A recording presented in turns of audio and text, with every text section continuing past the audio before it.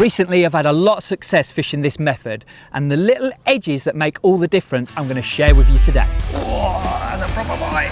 As you can see, the swim is absolutely rocking now. We've got the feeding and the timing just right. The bites are literally just getting quicker and quicker now, and we're putting fish in the net in less than 2 minutes per cast.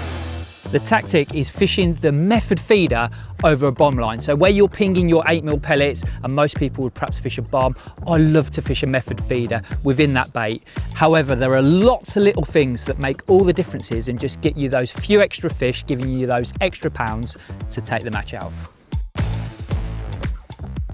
For today's session and a normal typical session at Barston, I'll start on the long method feeder, fishing out towards the middle of the lake where you usually find fish early on in the day, and those early fish can make a big difference in a match. And then I'm going to start priming the all-important bomb line. And lots of different factors come into where I'm going to put this line, but usually it's where I can feed the 8mm pellets comfortably and accurately. And what I'll do is I'll be picking 2 pouches of 10 pellets, and I'll be feeding them every 2 minutes. From the very start of the match, I'll be keeping those pellets going in, and I'll be building that swim. I'll be constantly feeding that until I feel the time is right to go on it, and then we can really attack that area of the lake.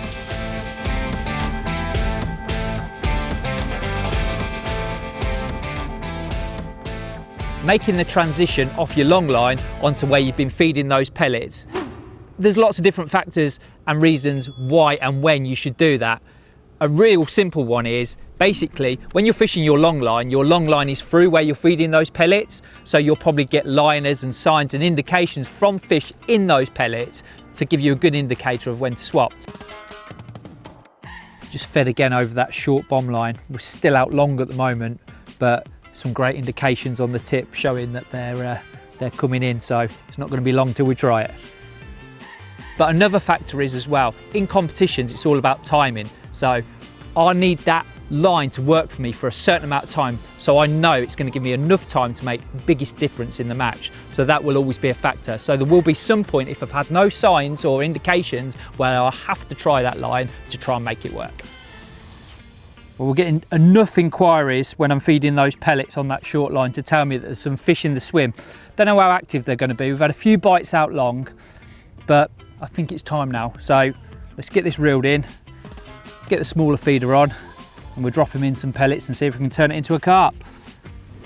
So when I go on the bomb line, there's a process that I go through which I feel is really important to tell me exactly where we are and what's going to happen. First of all, I'll be feeding exactly the same as I would be when I'm not fishing the line, but what I will do is I feed first and then drop my feeder to start with right in the middle of those pellets. That is so important. That is the key to this method of fishing.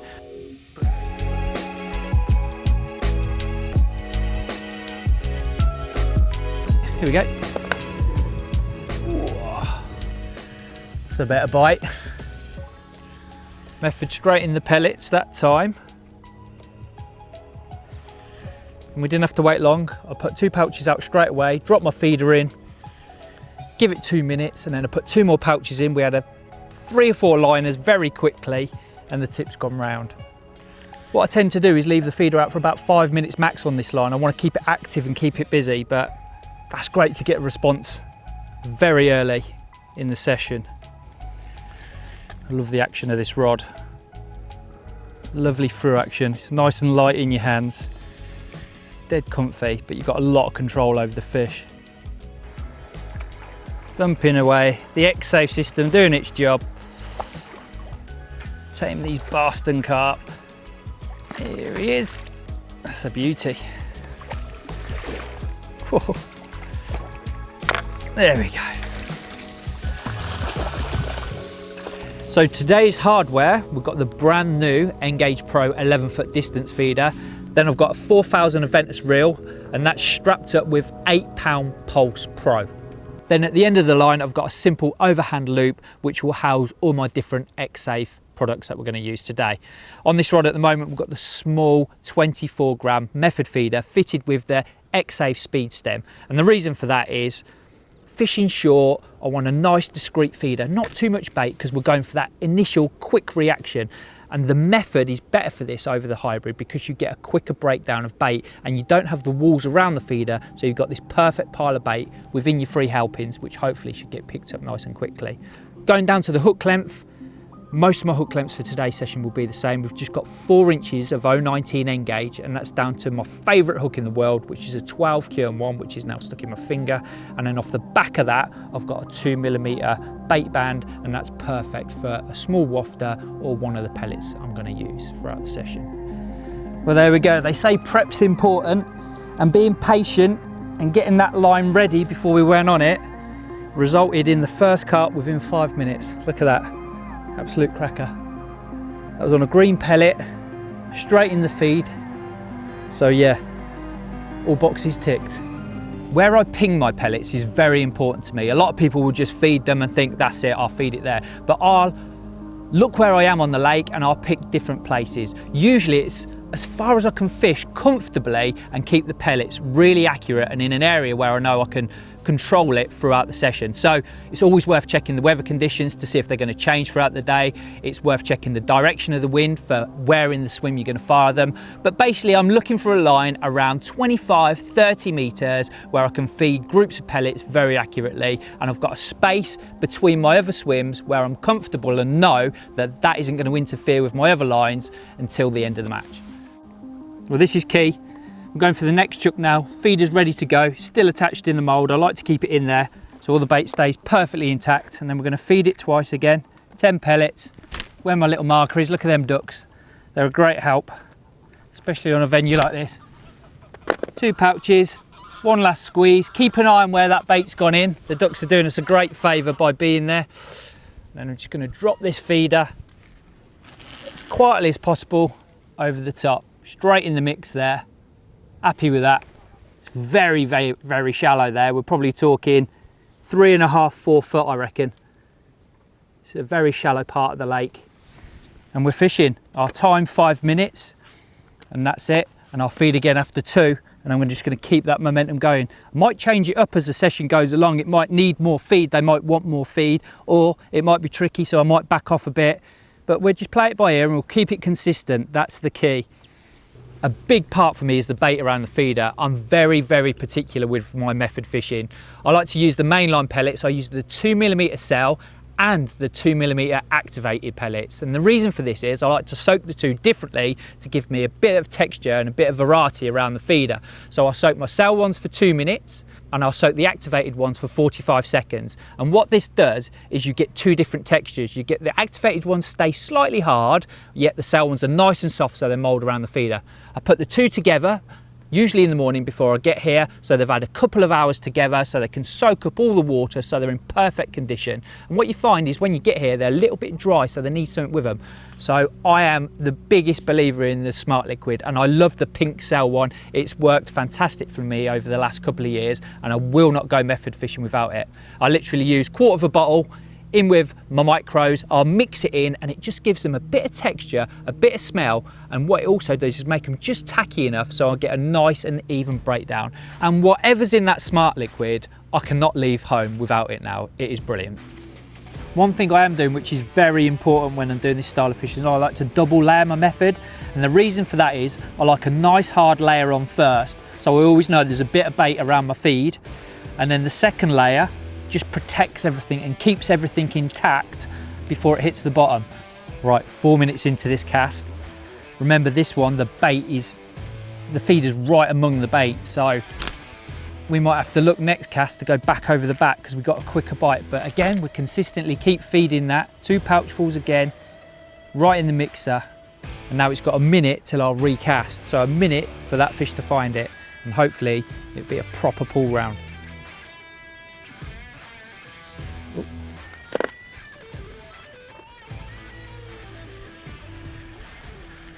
Big drop back, nothing there. I think that was a fish coming into the swim. It's moved the feeder, so we need to recast. So again, I'm clicking the old feeder off. New feed that's already prepped ready on. The exciting thing about fishing this bomb line is you don't really know when it's going to hit off or kick off, so you need to be fully prepared. And using the X-Safe system, you can get one loaded up, ready for your next chuck, so you can be super efficient when you need to be. Good old duck as a marker there. Just keep an eye on where that bait's going in. Look at him, what a great sport he is. He won't like it if it lands on his head though. Look at that, perfect. And I'm just off the back of my bait there. Hopefully this will result in a bite. Stopwatch on. And let's time that 5 minutes again. While I'm waiting, I'll get this other feeder ready. No bite on that one, so I'm happy to leave the hook bait on. We're still on the green pellet at the minute. I just think this stands out really well against the other pellets, and hopefully a bit later on they'll get a little bit more confident. Very early days though, very early days. As we touched on earlier, hook baits are very important, and you never quite know what's going to be the right one on the day, so you've got to have a variety, especially at a venue like this. So my main attack on the short line, I've just got a range of pellets. So we've got some green, these are the Cell 8mm pellets, and what I've done there is I've put the green betaine flavouring on those to make them really, really dark. And then I've done the same with these ones. Again, these are the Cell pellets in 8mm, but what I've done is I've put the red krill flavouring on just to give like a real variety of colour. And as you can see, there's the normal activated 8mm that I'll be feeding, so they're very uniform like that. And what I do is the matching the hatch late on can be very good, so putting one of the 8mm activators on can transform your peg. Then early on in the session, as I mentioned, these are my two favourite colours. I mean, personal preference, I think it's more about confidence than what it is, but the mainline wafters, hopefully we'll be using 8mm if it's fishing well. I like a slightly bigger hook bait when it's fishing well, because I think you get a quicker pickup, but I've got some 6mm ones as well, and these are lovely, nice soft wafters. They fit perfectly onto a bayonet, or you can put them in a band, and they're the 8mm essential cell, and I've put a little bit of isotonic on those, so they've got a real powerful sweet smell. And then these, if I could only take one hook bait, it would probably be these are the tuna 8mm, and they've got a really distinctive smell, and I think that colour is fantastic for this sort of style of fishing. One thing I like to do, obviously we're fishing quite close quarters here, so the bites are usually pretty savage, but it's quite a shallow lake, so I don't like to have a big bend in my tip, because I feel like the angle of line you could hit a fish and it could move your feeder, or it could scare fish off because you've got that line coming direct through. So what I do is I sink my line, make sure it's nice and tight and all straight, and then I'll slacken it off so the tip's just got a tiny, tiny little bend in it. And I just feel everything's set nice then, and by the time it gets to the feeder, that line be nice and low behind it, so it's not going to interfere and give us any false bites or spook any fish. Really important for me, that.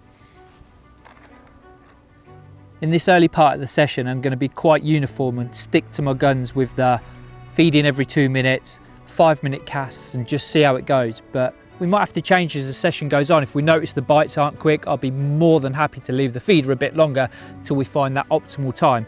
And on the other hand as well, we might have to change the feeding slightly. At the minute we're double pouching 10s, quite regular. We might have to back off a little bit and just take what we've got. But at the minute, I want to keep working hard and keep building the swim and dropping that feeder in nice and quietly to see if we can make it, you know, really kick off. Another huge liner. Interesting, because that one again, I went over the back of the bait slightly, thinking that that's where they wanted to be, but maybe they are on the bait, because that liner, and another one there, look, big liner, like they could be in front of the bait a little bit. But we'll keep going through the changes, trying the different hook baits until we get it right. But it's great, there's fish in the swim, we just need to sort it out now and make the most of it.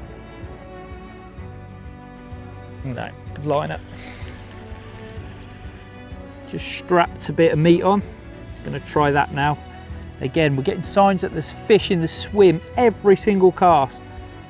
I haven't quite got it right for what they want to eat at the moment. Maybe there's not enough there to compete. It is still very early in the session, but I just want to find exactly what they want and where they want it.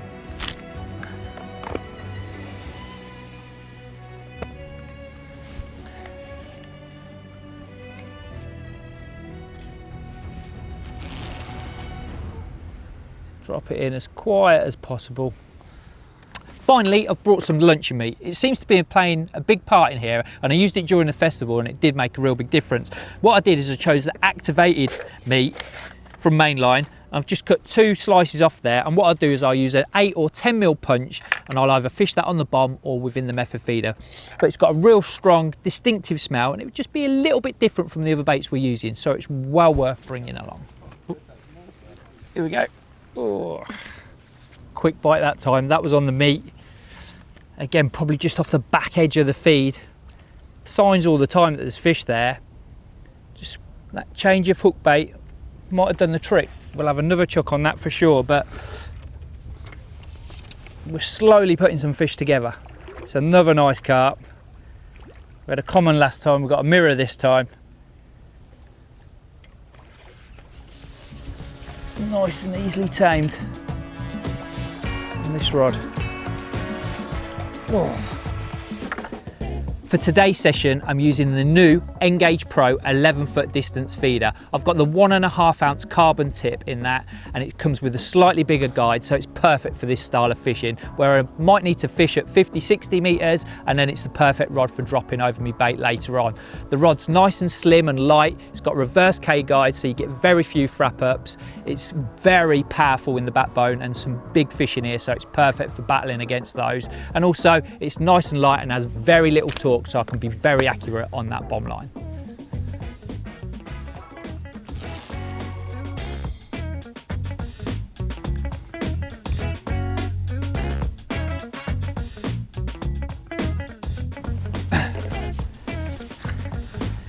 Well, a lovely fish, but not what we wanted to catch. Just tells me it's not rocking as it should be. I'm gonna swap over from the method and try the bomb with a piece of meat in the swim, just so it's a single hook bait, just to see if there is some better fish mowing about. But nice bream, but not what we wanted. Let's pop him back.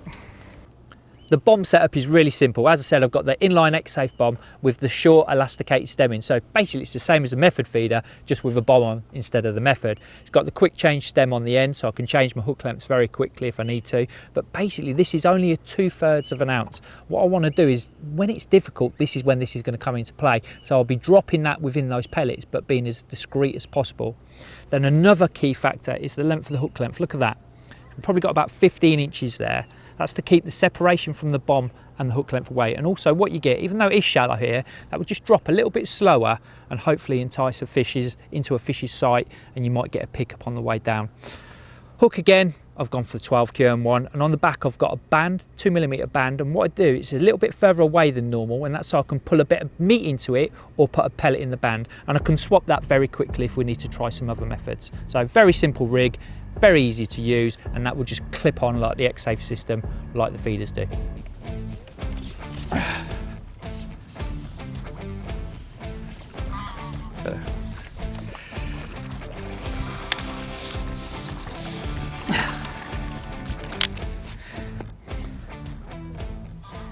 Bit of a warrior this one, just a little small left one. We swapped to the bomb that chuck, fed it just the same, but I did give it a little drag just to straighten the hook length out, and soon after the rod pulled round, we've got a little F1.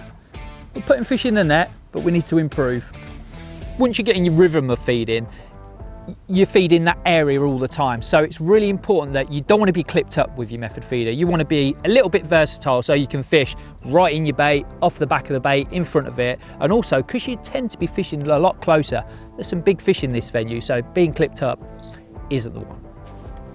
Obviously on this short line we're not fishing the clip, so it's not as easy to get your feeder in as nice because you can't whack it against your rod and feather it in, so we've got to do it all by feel and sight. So it just takes a bit of getting used to, but I just always think take your time, don't rush, make sure you get your accuracy. We're seeing where the pellets are going in, so what I'm going to do is just cast nice and gently over the line and then just feather it in, and where I feel it needs to go I just try and drop it in as quietly as I possibly can. And again, that's gone in nice just over the back of the feed there. Another important factor is having the right catapult to do the job. I always go for our Incredible Pult. Sometimes it's a little bit overgunned because it can fire pellets and baits a long way, but I feel you're in full control with it. It's very, very durable. It's the perfect tool for the job. Oh, got one. It's a funny old day today with this weather change, and we've had to keep changing ourselves. So my pattern of feeding 2 pouchfuls, give it 2 minutes, feed 2 pouchfuls. It's working, but I've found sometimes you cast in and you feel like there's nothing there. So on that second lot of pouching, I'm giving it like 3, not so many pellets, but 3, and doing them a bit more spread, you know, trying to get some fish into the area, and then just giving it a bit, and we're getting a bite. So it seems like to me the fish aren't on the bottom. They're not really sitting still today. They're about in the area, but what you have to do is sort of attract them in and just give them a little bit of time to settle. And then all of a sudden the rod just gets peeled off the rest, which is great. And I think it's just going to get better and better, to be honest. So we've got to keep the feed going in, but we've just got to mix it up a bit.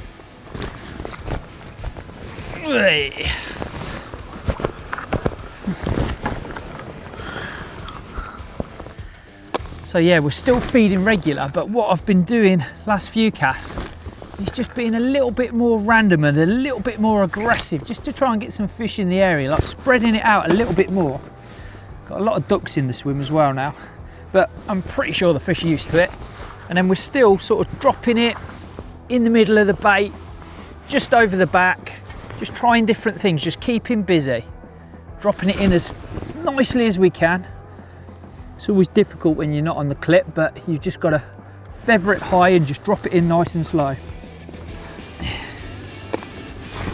Fishing this way is the greatest indicator of showing you when fish there. Sometimes you're sitting there, you're feeding, you don't get a sign, then all of a sudden, every time you feed or every time that feeder goes in, the tip don't stand still. So you know you've got fish in your peg, so you've got a chance and an opportunity. Oh, there we go. Oh, that's a proper bite. This rod is an absolute pleasure to use. It's got so much poke when you need it, yet look at that beautiful action when you're playing the fish. You just feel like you're in so much control, yet you're not putting that fish under too much pressure. It's a really lovely rod to use and very well balanced. I think it could cope with pretty much any situation here at Barston. It's just a lovely all-rounder. And another decent fish tame. Look at that one, that's a good one. Go on, big boy. Woohoo!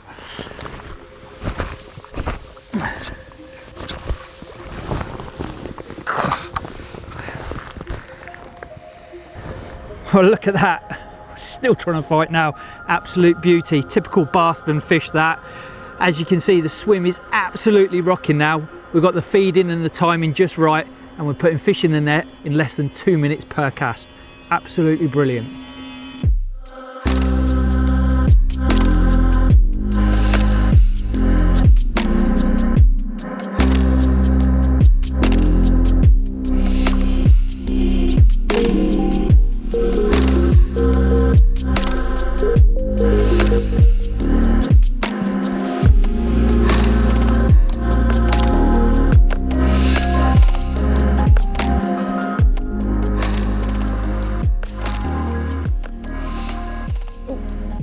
The bites are literally just getting quicker and quicker now, so we've nailed it. What a great way of fishing. Brilliant sport, brilliant fun, and when you get it right, it just puts a smile on your face. So feeding, get it right, dropping that feeder in the correct place and being very, very accurate and letting it go in nice and gently is the key. Changing your hook baits until you find the right one on the day, and it's different every time I come here. But what a way of fishing. Very positive, lots of bait, keep it going down the same hole, dropping the method over the top. You got the bombers back up, but your reward is the same every time. And look at these fish in Barston, they are mega. There we go. Another decent fish on the bomb line.